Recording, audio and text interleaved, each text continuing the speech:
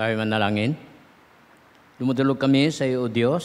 Salamat sa biyaya mo sa buhay namin. Salamat sa pagkakataon muli. Kami po ay magkasama-sama sa gawaing prayer meeting. Pinagkakatiwala namin sa iyo, O Diyos, ang aming gawain, ang bawat isa sa iyong pangunguna at sa iyong protection. No, O Diyos, marapatin mo kami sa iyong harapan upang sa amin pong pagsamba at paglilingkod sa oras na ito, kami ay maging ganap at kaya-aya sa iyong paningin. Ikaw po, Diyos, ang siyang manguna sa bawat bahagi ng aming gawain, sa pag-aaral ng salita at maging sa mga pananalangin. Pinagkakatiwala namin sa iyo ang lahat, sa pangalan ni Jesus at sa kapangyarihan ng Banal na Espiritu. Amen. Okay, isang mabiyayang gabi po sa bawat isa. Sa mga nasa tahanan, sa kanya-kanyang computers or gadgets, nakikibahagi at sumusubaybay sa ating gawain ngayong gabi, welcome po sa bawat isa sa atin. At purihin ang Panginoon na muli tayo nagkakasama-sama upang atin pong pagsaluhan ang pagkaing espiritual mula sa salita ng Diyos at nawa tayo po ay pagpalain sa gabing ito sa atin pong programa. Ang atin pong tatalakayin ngayong gabi ay may pamagat, hindi karapat-dapat ngunit inibig ng walang kondisyon. At ang atin pong talata ay sa unang Korinto, kabanatang 15, mga talatang 9 hanggang 11. At saglit ko pong basahin, sapagkat ako ang pinakahamak sa lahat ng mga apostol na hindi karapat-dapat tawaging apostol dahil pinagmalupitan ko ang iglesia ng Diyos. Ngunit sa pamamagitan ng biyaya ng Diyos, ako ay kung sino ako at ang biyaya niya na para sa akin ay hindi naging walang kabuluhan.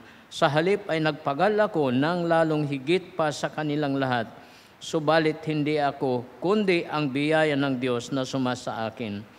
Kaya kahit ako o sila, sa ganitong paraan kami ay nangangaral at sa ganitong paraan kayo ay sumampalataya.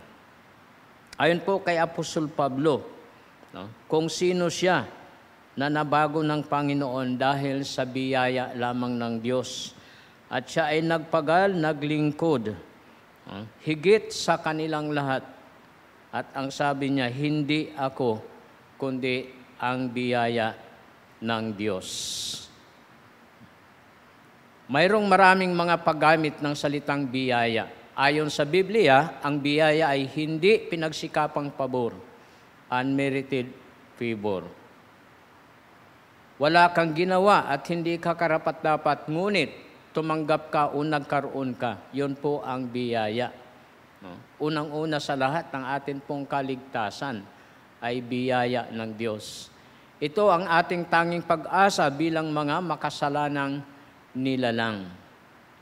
Sa biyaya lamang ng Diyos, nagkaroon tayo ng pag-asa. Ano ang sinabi ni Apostol Pablo? Ito po, nabasa natin sa unang Korinto 15, talatang 9 hanggang 11. Ang biyaya ang nagbago kay Apostol Pablo. Mula sa pagiging kaaway ng Kristiyano sa pagiging tagapagtanggol ng pananampalataya. Maalaala po natin si Apostol Pablo, kung paano siya binago ng Panginoon doon po sa daan patungo sa Damascus, kung paano na-encounter niya ang Panginoon at nakilala niya ang Panginoon at siya ay nabago na dati siya ay kaaway ng mga mananampalataya. Mula sa pagiging legalistic na Fariseo sa pagiging maawaing tao tulad ng Panginoong Jesucristo. Ang biyaya ng Diyos ay makakagawa ng ganoon din sa atin. So sa bawat isa sa atin, makakagawa. Walang pusong napakatigas sa biyaya ng Panginoon. Alaala po natin, si Apostol Pablo, maging isa sa mga nakapako sa krus kasama ng ating Panginoong Kristo, isang kilala at matinding kriminal, ngunit siya po ay nabago. Mula sa pusong matigas, siya po ay nanampalataya at nakiusap sa ating Panginoon. Ngunit sa isang tao na mananatiling nagmamatigas sa Panginoon ay wala siyang bahagi sa biyaya ng Panginoon. Walang buhay na lugmok sa kababaan. Kaya ang ating Panginoong Kristo nung siya ay katawang tao ay nagpakababa upang abutin ang nasa pinakamababang estado o kalalagayan ng buhay bilang hamak dahil sa kasalanan, ngunit sa biyaya ng Diyos, sapagkat ang biyaya ng Diyos ay higit sa ating mga kasalanan. So una po dito, muling pagpapatibay ng katotohanan ng biyaya ayon sa kung ano ang sinabi ni Pablo. Una po dito, ang Diyos gumagawa kung ano ang kanyang ginagawa sa pamamagitan ng biyaya, lalo na sa tao na nagkasala. Talagang ang Diyos ay kumikilos dahil sa kanyang biyaya. Pangalawa, ako ay kung ano ako sa biyaya ng Diyos. Yun po ang pinatutuhanan ni Apostol Pablo sa kanyang buhay. Ako ay kung ano ako sa biyaya ng Diyos. Lalo na sa mga mananampalataya, kung ano man po ang ating narating, paglago at paglilingkod sa Panginoon, ayon ay sa biyaya lamang ng Diyos. Kaya wala po tayong maipagmamalaki, wala po tayong maipagmamayabang na sariling atin, kundi tayo ay biniyayaan lamang ng Diyos upang marating po natin kung ano ang ating kalalagayan sa ngayon sa harap ng Diyos dahil sa kanyang biyaya. Pangatlo, hayaan ko ikaw na maging kung ano ka sa biyaya ng Diyos. So hindi po natin pwedeng ikumpara ang ating sarili sa iba. Hindi po natin maaaring i-demand yung level ng kanilang buhay sa kapantay sa ating buhay, sapagkat tayo ay biniyayaan lamang ng Diyos at hayaan natin ang biyaya ng Diyos kumilos din sa kanilang mga buhay. Kaya hayaan ko ikaw na maging kung ano ka sa biyaya ng Diyos. Kung tayo po ang mag-control ng buhay ng iba, kung i-level po natin sa ating sariling pamantayan ang kanilang mga buhay, ay hindi po maging makagawa ang biyaya ng Diyos sa kanila. Ngunit ito po ay nangangahulugang pagiging mapagbigay. Pagiging mapagbigay, yun po ay biyaya ng Diyos. Ipinamumuhay natin ang biyaya ng Diyos. Ngunit hindi tulad ng ating Panginoon. Ginugusto natin magbigay sa mga tao sapagkat iniisip natin na sila ay karapat-dapat. Sa halip na gustuin natin ang higit pa riyan ang magbigay sa mga hindi karapat-dapat. Kaya kung tayo po ay mayroong sariling standard o pamantayan, ito po ay nagiging partial po tayo. Nais natin maging mabiyaya, nais nating mabuti sa mga gusto lang natin, sa tinitingnan natin na karapat-dapat lamang. Yun po ay nagiging partial po tayo, namimili po tayo. Sa halip na dapat gustuin natin ang higit pa, iyan. Ang magbigay sa mga hindi karapat-dapat. Yun po ay unconditional. Yun po ang biyaya. O kung sa ating sariling standard lang, hindi po yun biyaya. Kundi dapat unconditional, tulad po ng ating Panginoong Diyos sa ating buhay, na tayo po ay kanyang biniyayaan. Gusto natin ang ideya ng mata sa mata at ngipin sa ngipin. Yun po ay sa unang panahon, ayon po sa lumang tipan. Mata sa mata at ngipin sa ngipin. Kung ano ang ginawa ng iba sa iyo, yun din ang gawin mo sa kanya. Kung minsan labis pa ang ganti. Ngunit, ayon sa ating Panginoon, sa halip na iharap natin, sa halip ay iharap natin ang kabilang pisngi. Sinabi po yan ng ating Panginoon Hesus sa kanyang turo, sa aklat ng Mateo, Kabanatang 5, mga talatang 38 at 39. Sabi po sa talatang 38, narinig ninyo na ito ay sinabi mata sa mata at ngipin sa ngipin. Ngunit sinasabi ko sa inyo na huwag kayong lumaban sa masasamang tao. Huwag pumatol o huwag makipaggantihan sa mga gumagawa ng masama sa iyo. Subalit ang sinumang sasampal sa iyong kanang pisngi, iharap mo rin sa kanya ang kabila. Ito po ay hindi pangkaraniwan. Hindi po ito maaari sa ating normal na buhay. Nasampalin ka sa kabilang pisngi, iharap mo pa ang kabila. Ngunit ang nais po dito ng ating Panginoon na talagang maiwasan natin makipagsabayan sa masamang tao. Maiwasan po natin makipaglaban sa masamang tao. Kundi sa halip, iharap pa ang kabilang pisngi, ito po ay biyaya. Biyaya ng Diyos sa ating buhay. Ano ang kailangan na magkaroon ang iba? Ito po ay demand. Mayroon tayong gustong makita sa kanila upang sila ay maging karapat-dapat sa atin. Ngunit, kung titingnan po natin ang mga bagay na nasa kanila upang sila maging karapat-dapat, hindi po yun biyaya, kundi kondisyon. Kondisyonan. Sino ang nagbigay sa atin ng karapatan upang magbigay sa iba ng mga patakaran o tuntunin? Po yung rules upang ipamuhay nila. Ang tunay na paglago, ang mga Kristiyano ay dapat bigyan ng puwang. Mayroong space pagdating sa paglago. Bigyan puwang. Kahit lugar sa pagkabigo, mayroong room to fill. Kahit kabiguan, dapat ay unawain at maging mabiyaya sa bawat isa. Lalako po tayo sa pangalawa, pagsaalang-alang ng halimbawa ng biyaya.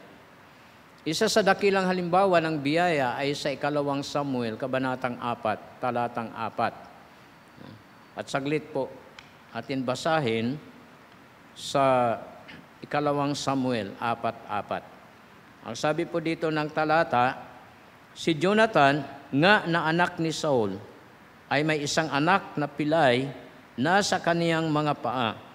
Siya'y may 5 taon nang dumating ang balita tungkol kay Saul at kay Jonathan na mula sa Jezreel. At kinalong siya ng kanyang yaya at tumakas. At nangyari habang siya'y nagmamadali ng pagtakas na siya'y nabagsak at naging pilay, at ang kanyang pangalan ay Mephibosheth. Po ay si Mephibosheth, anak ni Jonathan na kaibigan ni Haring David. Si Mephibosheth ay 5 taong gulang nang maaksidente at malumpo. Katanungan, dito po sa 2 Samuel, Kabanatang 9, Talatang 1. Si David ay mayroong katanungan. At sinabi ni David, may nalalabi pa ba sa sangbahayan ni Saul upang aking mapagpakitaan ng kagandahang loob dahil kay Jonathan? So maalaala po natin na si Jonathan at si David ay talagang matalik na magkakaibigan. Ito ang kanyang katanungan. Mayroon pa bang o may nalalabi pa ba sang bahayan ni Saul upang aking mapagpakitaan ng kagandahang loob dahil kay Jonathan? Ang kagandahang loob dito ay kindness, mercy, loving kindness. At yun po ay grace, biyaya, kabutihan, kabaitan, kahabagan. Yun po ay sa biyaya ng Diyos. Kaya kung atin pong ipinapakita sa ating buhay, ang kabaitan, ang kabutihan, ang kahabagan sa ibang mga tao, yun po ay dahil sa biyaya ng Diyos. Papansin po natin kay King David ang mga katangiang ito. Si David ay hindi naghanap ng sinumang deserving, qualified, or worthwhile. Hindi Sa talatang 3 ng ikalawang Samuel, kabanatang 9, sinabi niya, upang aking mapagpakitaan siya ng kagandahang loob ng Diyos. So kanyang ipakita sa lahi ni Saul, sa anak ni Jonathan na si Mephibosheth. Kanyang ipakita, ipadama ang kagandahang loob ng Diyos. Ang ibig po sabihin na ang kagandahang loob ng Diyos ay kanyang i-reflect sa kanyang buhay na kanyang ibahagi sa iba. So nangangahulugan na si King David ay biniyayaan ng Diyos upang magkaroon ng kagandahang loob na kanyang i-reflect o kanyang ibahagi sa ibang mga tao. So hindi niya sariling kagandahang loob, kundi ito po ay bunga ng kagandahang loob ng Diyos sa kanyang buhay na kanyang naranasan at kanya namang ibahagi sa ibang tao. At ito po ay dahil sa biyaya ng Diyos.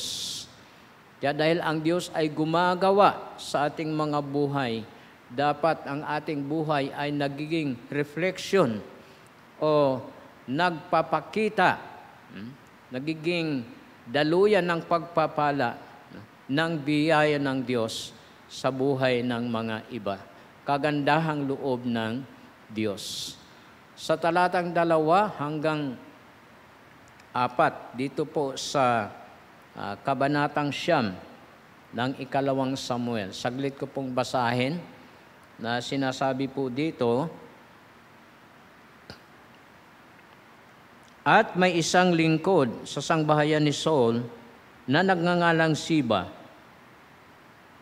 At kanilang tinawag siya sa harap ni David. At sinabi ng hari sa kanya, ikaw ba'y si Siba? At kanyang sinabi, ang iyong lingkod nga. At sinabi ng hari, wala na ba kayang natitira sa sangbahayan ni Saul upang aking mapagpakitaan siya ng kagandahang loob ng Diyos? At sinabi ni Siba sa hari, si Jonathan ay may isang anak pa na pilay ang kanyang mga paa. At sinabi ng hari sa kanya, saan nandoon siya?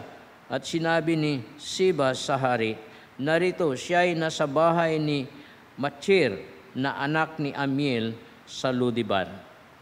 So naroon si Mephibosheth sa sambahayan ni Machir na anak ni Amiel doon sa lugar ng Ludibar. Ang Ludibar, ang Lu po ay nangangahulugang nu at ang Dibar ay pasture. So nangangahulugan ang pangalang Ludibar, lugar na no pasture.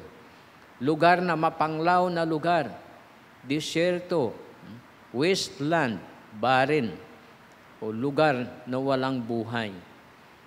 Sa kalalagayan ni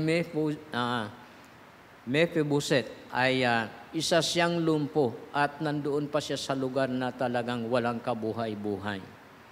Sa talatang 5 at 6, sinasabi po dito, nang magkagayoy, nagsugo ang haring si David at ipinakuha siya sa bahay ni Machir na anak ni Amiel mula sa Ludibar. At si Mephibosheth na anak ni Jonathan na anak ni Saul ay naparoon kay David at nagpatira pa sa kanyang harap at nagbigay galang. At sinabi ni David, Mephibosheth, at siya ay sumagot, narito ang iyong lingkod. Kasi Mephibosheth ay kinuha at kinupkop ni Haring David. Sa talatang 7 ay makita natin dito ang pribilehiyo na binigay ni David kay Mephibosheth. Talatang 7, at sinabi ni David sa kanya, huwag kang matakot, sapagkat aking tunay na pagpapakitaan ka ng kagandahang loob dahil kay Jonathan na iyong ama, at aking isasauli ang buong lupa ni Saul na iyong ama sa iyo, at ikaw ay parating kakain ng pagkain sa aking dulang. Ito ay malaking pribilehiyo na ibinigay ni David kay Mephibosheth. Ito po ay dahil sa pagiging mabiyaya ni David kay Mephibosheth bilang isang hari at isang taong biniyayaan ng Diyos. Walang nabanggit patungkol sa pagiging nararapat. Hindi naghanap si David ng qualification or kung deserving siya upang bigyan ng ganitong pribilehiyo sapagkat grace is acceptance without reservation, forgiveness without condemnation, and pardon without provision. Yun po ang biyaya. Ang biyaya ay walang kondisyon at hindi mapigil na pag-ibig. So nandyan ang pag-ibig sapagkat ang biyaya ay pag-ibig na gumagawa. Ito ay habag na kumikilos. Ang resulta ng pag-umapaw ng biyaya sa talatang 8 hanggang 13 na sinasabi po dito, at siya ay nagbigay galang at nagsabi, ano ang iyong lingkod upang iyong lingapin, akong isang asong patay. Inihambing ni Mephibosheth ang kanyang sarili sa isang asong patay, maring dahil sa kanyang kalalagayan, isang disabled at naroon siya sa isang lugar na walang kabuhay-buhay. Ngunit napansin po niya dito kung paano siya lingapin o pahalagahan o pangalagaan ng isang hari na si Haring David. Nang magkagayoy, tinawag ng hari si Siba na lingkod ni Saul at sinabi sa kanya, lahat ng nauukol kay Saul at sa buong kanyang sangbahayan ay aking ibibigay sa anak ng iyong Panginoon. At iyong bubukirin ang lupain para sa kanya, ninyo ng inyong mga anak at ng inyong mga bataan, at iyong dadalhin dito ang mga bunga upang ang anak ng iyong Panginoon ay magkaroon ng tinapay na makakain. Ngunit si Mephibosheth na anak ng iyong Panginoon ay kakain ng tinapay, kakain man sa aking dulang. Si Siba nga ay may 15 anak at 20 bataan. Nang magkagayo, sinabi ni Siba sa hari, ayon sa lahat na iniutos ng aking Panginoon na hari sa kanyang lingkod, ay gayon gagawin ng iyong lingkod. Tungkol kay Mephibosheth, sinabi ng hari, siya'y kakain sa aking dulang na gaya ng isa sa mga anak ng hari. Ituturing dito ni Haring David si Mephibosheth na bilang isang tunay na anak. At si Mephibosheth ay may isang anak na binata na ang pangalan ay Micah, at lahat na nagsisitahan sa bahay ni Siba ay mga bataan ni Mephibosheth. Gayon tumahan si Mephibosheth sa Jerusalem sapagkat siya ay kumaing palagi sa dulang ng hari at siya ay pilay sa kanyang 2 paa. Ito po ang resulta o bunga ng pag-umapaw ng biyaya. Tingnan po natin dito ang 8 analogies. Pagkakatulad o pagkakahawig. 8 analogies ng biyaya. Una po dito, si Mephibosheth ay nag-enjoy ng kanilang pagsasama ng kanyang ama. At ganun ang tao sa hardin ng Eden.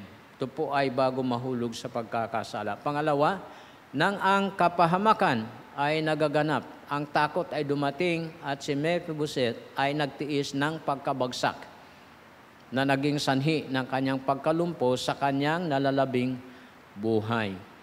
So dahil sa pinatay na si Jonathan na kanyang ama at si Saul ng kalaban, kaya ililigtas siya ng kanyang nurse o ng kanyang yaya at mabilisan na kanyang i-secure si Mephibosheth na 5 taong gulang pa lamang, ngunit sa kanyang pagmamadali ay kanyang naibagsak ito at naging sanhi ng kanyang pagkalumpo. Sa pagkatulad ng ang kasalanan ay dumating, ang sangkatauhan ay nagtiis ng pagkabagsak, kung alin tayo ay naiwan sa pagkalugmok.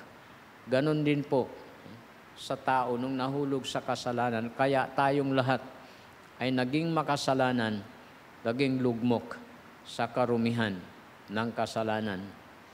Pangatlo, dahil sa kanyang walang kondisyon na pag-ibig sa kaibigang si Jonathan, si David ay naghanap ng sinumang kanyang mapag-ukulan ng kanyang biyaya. Walang kondisyong pag-ibig. Sa ganun ding paraan, ang Diyos, dahil sa kanyang walang kondisyong pag-ibig sa kanyang anak at pagtanggap ng kamatayan ng kanyang anak sa krus sa pag-alay ng kanyang buhay, ang patuloy na naghahanap ng sinumang kanyang maipaabot ang kanyang biyaya. Dahil sa walang kondisyong pag-ibig ng Diyos sa kanyang bugtong na anak, ang Panginoon Jesucristo, na tinanggap niya ang kanyang pag-alay ng kanyang buhay para sa ating mga kasalanan. Kaya mula noon hanggang sa ngayon, ang Diyos ay naghahanap ng tao, ng sinumang kanyang maipapaabot ang kanyang biyaya. Kaya ang sabi sa Luke 19:10, "For the Son of Man is come to seek and to save that which was lost." Yun po ang biyaya ng Diyos. Patuloy na sumasagana, patuloy na gumagawa. Kaya sa 2 Pedro, kabanatang 3, talatang 9, sinasabi doon na ang Diyos ay mapagpahinuhod, mapagtiis, mapagpasensya. Hinahabaan pa niya ang panahon, ang pagkakataon para sa mga taong makasalanan. Sapat nais ng Diyos na kung maaari walang sinumang mapahamak, kundi na ang lahat ay magsisi. Yun po ang biyaya ng Diyos. Pang-apat po, ang lumpong si Mephibosheth ay hikahos, salat at hindi karapat-dapat. Ang lahat na kanyang magawa ay ang tanggapin ang pabor na alok ng hari. Gayon din, tayong mga makasalanan ay hindi karapat-dapat at walang pag-asa. Kaya ang tanging magawa ng tao ay magpakumbaba sa harap ng Diyos. Kilalanin ang kanyang kasalanan at tumugon sa biyaya ng Diyos. Walang anumang paraan tayo na nararapat sa pabor ng hari. Ang tanging ating magawa ay magpakumbaba at tanggapin ang alok na biyaya. Hanggat ang tao ay hindi matutong magpakumbaba sa harap ng Diyos, kilalanin ang kanyang totoong kalalagayan, espiritual, ang pagiging makasalanan, kailangan niya ang awa at biyaya ng Diyos sa manumbalik, ay hindi siya magtatamo ng biyaya ng Diyos, biyaya ng kaligtasan. Panglima, ang hari ay kinuha si Mephibosheth mula sa mapanglaw at walang buhay na lugar sa Ludibar, at siya ay kanyang pinaupo sa pangharing mesa ng bangkete sa palasyo. Ang Diyos na ating Ama ay pinaupo tayo sa lugar ng espiritual na kabusugan at kasiyahan dahil kay Kristo na ating sinampalatayanan. Pang-anim, si David ay tinanggap si Mephibosheth sa kanyang makaharing pamilya at pinagkalooban siya ng bawat pagpapala sa palasyo. Mga pribilehiyo. Ganoon din ang Diyos ay inampun tayo at ibinigay sa atin ang buong pribilehiyo sa loob ng kanyang sambahayan. Kaya tayo po ay naging tagapagmana ng Diyos. Hindi na tayo alipin, kundi anak at mayroon ng karapatan sa sambahayan ng Diyos. Tayo po ay naging tagapagmana ng Diyos. Ito po ang ginawa ng Diyos sa atin dahil sa kanyang biyaya ayon sa ating pagtugon sa pananampalataya sa Panginoong Jesucristo. Tayo ay mga inampo ng Diyos sa kanyang sambahayan. Yun po ay biyaya lamang ng Diyos sa atin.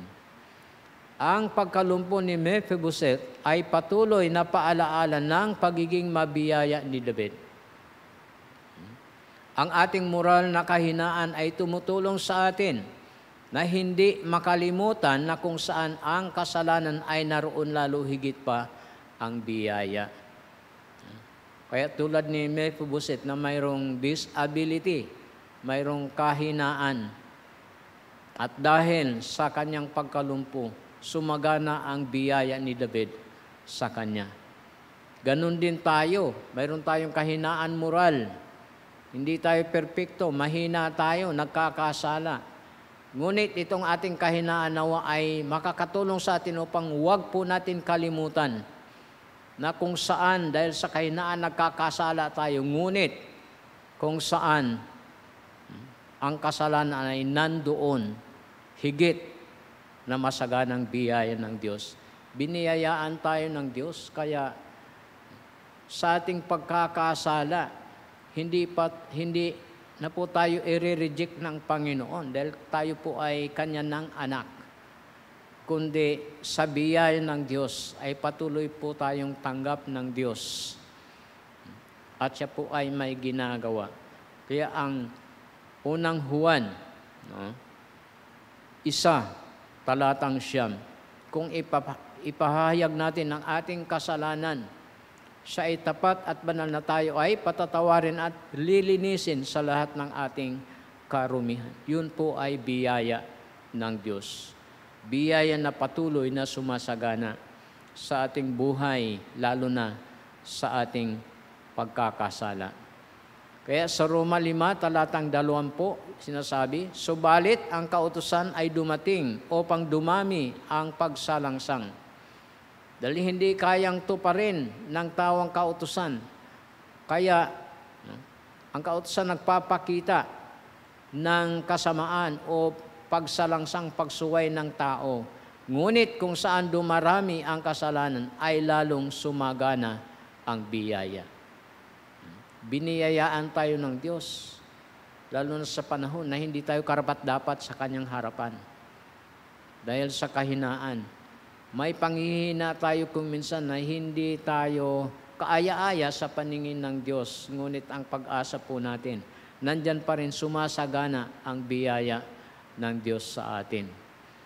Ang sabi dito, kung saan dumarami ang kasalanan ay lalong sumagana ang biyaya ng Diyos. Kaya grace is greater than our sins.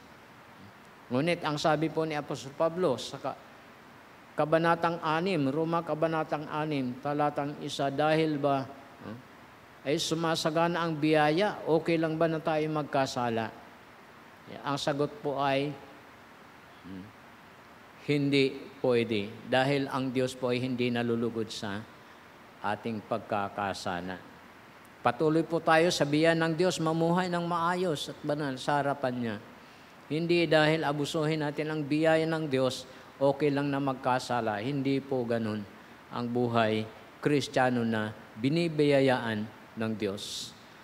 Pangwalo, si Mephibosheth ay tinrato ng ganun ding respeto at binigyan ng ganun ding mga pribileyo tulad ng bilang sariling anak ni David nang siya'y umupo sa mesa ng hari. Kaya ganun po ang pagtrato kay Mephibosheth, pagrespeto sa kanya at binigyan siya ng pribilehiyo tulad ng bilang sariling anak ni David. Pinaupo sa mesa ng hari. Ganun po ang ating kalalagayan sa harap ng Diyos. Dahil ang ating Diyos Ama ay sobra-sobrang naging mabiyaya sa ating mga buhay. Kaya ang ating pagwawakas, tayong mga biniyayaang mga anak ng Diyos ay nakinabang at nakikinabang sa masaganang biyaya ng Diyos dahil kay Kristo. Yun po ang totoo, biniyayaan tayo upang tayo ay maligtas at maging kabahagi ng pamilya ng Diyos. At sa kasalukuyan, patuloy tayong nakikinabang sa masaganang biyaya ng Diyos dahil kay Kristo sa ating buhay. Kaya naman ating ibahagi ang biyaya at tayo ay maging mabiyaya sa mga iba. Iwasan po natin maging judgmental. Iwasan po natin maging partial.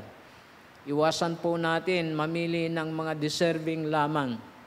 upang ating tanggapin at tratuhin, sapagkat yun po ay hindi biyaya, kundi conditional. Tinamo po natin ang biyaya ng Diyos na walang kondisyon sa kabila ng ating kalalagayan. Kaya ang challenge po sa atin, ating ibahagi ang biyaya at tayo ay maging mabiyaya sa mga iba. Purihin ang Panginoon sa mensahe ngayong gabi. At tayo po ay dadako sa ating pananalangin. Manalangin tayo. Salamat o Diyos sa programa ngayong gabi, kung saan kami po ay naging kabahagi ayon po sa aming pagsunod sa iyong kalooban. Patuloy po namin bigyan ng pagpapahalaga ikaw sa aming buhay, maging ang iyo pong mga salita.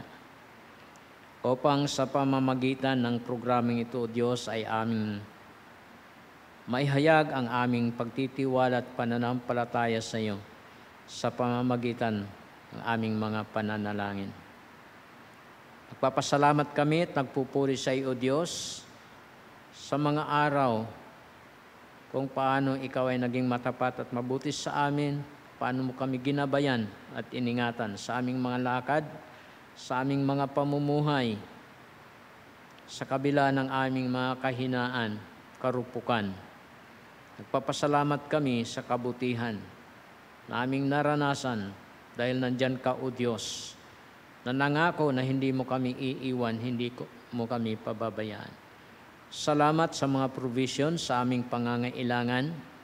Salamat sa pisikal na kalakasan at kalusugan. Salamat sa mga katugunan ng aming mga pananalangin, dakilang Diyos, sa mga paalaala mula sa iyong salita at sa iba pang mga kaparaanan, tanda ng iyong katapatan sa aming buhay. Salamat sa mga pagliligtas sa mga kasamaan, sa mga karamdaman, sa mga aksidente.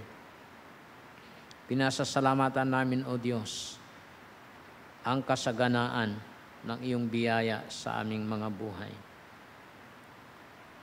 Sa pagkakataong ito ay muli amin pong dinadala sa iyong harapan ang amin pong iglesia, lalo na sa mga gawain sa darating na Sunday.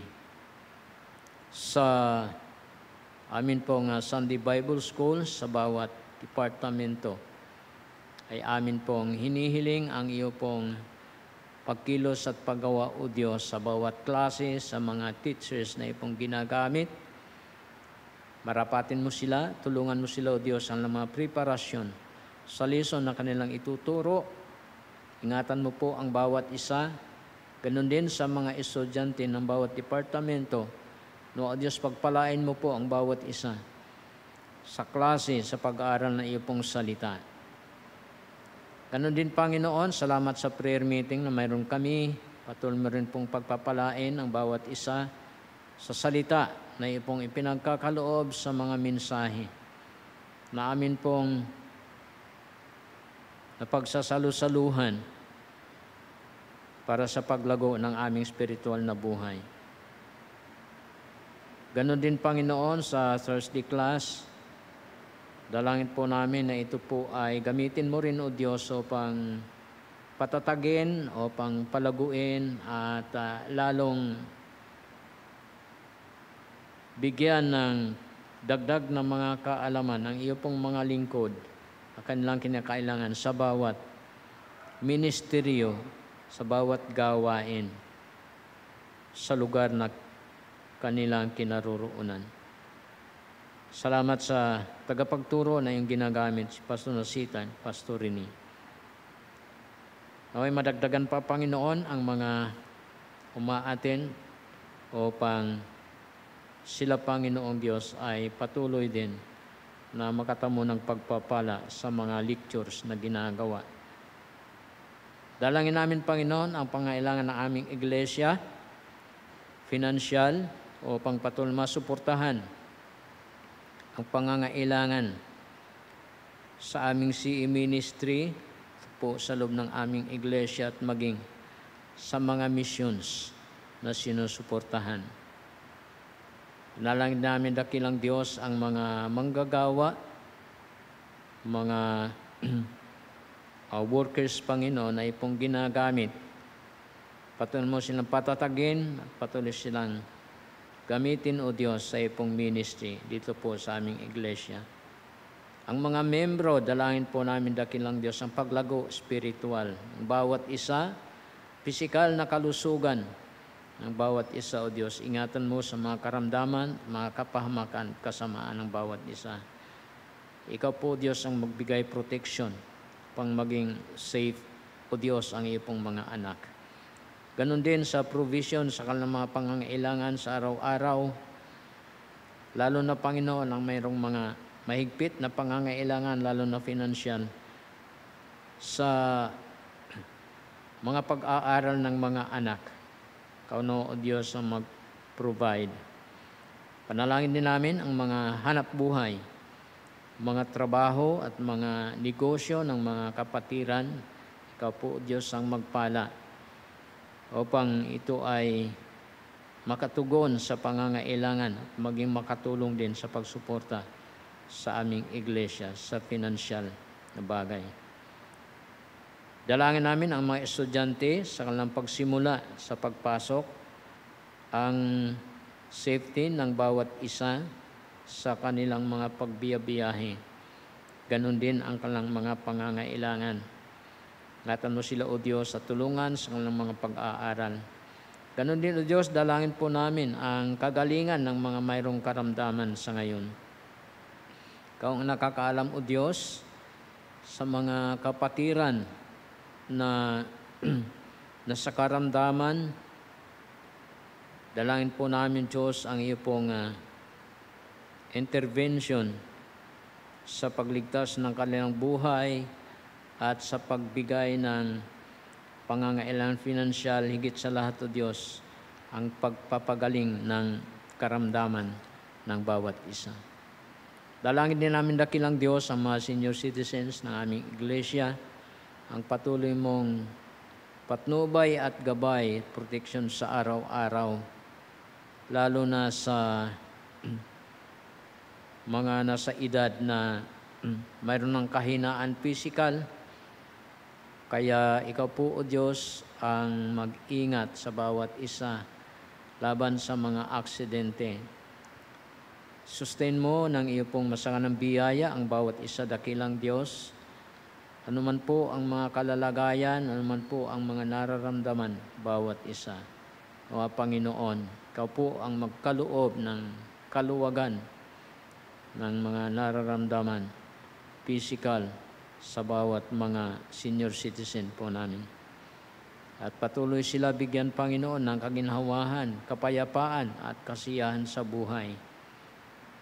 Patuloy maging matatag sa pagtitiwala at pananampalataya sa iyo. Dalangin namin ang mga missionaries, O Diyos, ang kanilang mga gawain sa missions. Samahan mo sila, Panginoon, sa kanilang pong mga paghayo. Patuloy mo sila bigyan ng kapangyarihan sa kanilang pagbahagi ng iyong pong salita, ng Ebanghelyo na siyang kapangyarihan para sa kaligtasan. Dalangin namin ang bawat pamilya, mga missionaries, ang iyong pong pag-provide ng pangailangan sa araw-araw, ang pag-ingat ng kanilang mga buhay, pag-ingat sa mga karamdaman, na patuloy na katatagan, O Diyos, pagtitiwala sa iyo, sa kanilang mga kalalagayan, sa pagpapatuloy sa gawaing mission. Ang kanilang mga gawain, O Diyos, ang missions, ikaw din po ang magpala sa kanilang mga ginagawang ministeryo sa paglilingkod sa iyo. Dalangin po namin ang mga missionaries sa aming bansa, sa local missions. Ikaw po, Diyos, ang magpala, maging sa foreign missions, Panginoong Diyos. Patuloy namin pinagkakatiwala sila sa iyo lahat. Pagpalain mo rin, Diyos, ang mga Bible schools sa Lubao, sa Quezon, sa Mindanao, Visayas, at iba pang mga Bible schools dito sa Luzon. Nawa magpadala ka ng dagdag pang mga estudyante o pang matrain sa hahanda para sa full-time na paglilingkod. Marami, O Diyos, ang gawain at kunti ang mga manggagawa. Kaya kami po ay humihiling, dakilang Diyos, na kayo po ang mag-provide, ang matrain, at ang aming mga Bible schools, mga produce, Panginoon, ng mga dagdag pang mga pastors, manggagawa, upang mapunuan ang mga pangangailangan sa mga mission field. Dalangin din po namin ng Diyos, maging ang aming gobyerno, ang aming mga leaders sa kanilang panunungkulan, lalo sa aming presidente at kanyang busy, maging sa mga nasa gabinete, sa iba't ibang mga posisyon, dakilang Diyos, mga sekretaris. Dalangin namin na kayo po ang pumatnubay at ganun din ang kumilos sa kanila, na sila, Panginoon, ay magkaroon ng maayos na kaisipan at motibo sa kanilang gampanin sa aming gobyerno, upang sila, Panginoon, ay maging kapakipakinabang na makatulong sa pangangailangan at kalalagayan ng aming bansa. Dalangin namin, Panginoon, ang pagsugpo ng mga karahasan, ng mga illegals, ng mga hindi tama, na siyang nagiging sagabal sa pag-unlad ng aming bansa. Dalangin namin, Panginoon, ang kanila pong mga ginagawa, na nawa, dakilang Diyos, ay maging successful upang makakontribute, O Diyos, sa pag-unlad ng aming bansa. Tulungan mo, Panginoon, ang aming bansa sa mga suliranin na nararanasan. At dakilang Diyos ay magkaroon ng mga kaparaanan sa mga plano upang ito, Panginoon, ay makatulong sa amin pong mga buhay bilang mga mamamayan ng amin pong bansa. Dalangin namin, dakilang Diyos, ang kapayapaan ng bawat isa sa amin sa lugar na aming kinaroroonan, lalo na ang pagkakaroon ng peace and order sa amin pong buong sambayan ng Pilipino. Dalangin namin ang ekonomiya ng aming bansa, na nawa, dakilang Diyos, ito po ay umunlad sa tulong mo, at ganon din, Panginoong Diyos, nawa ay masugpo at mapigilan ang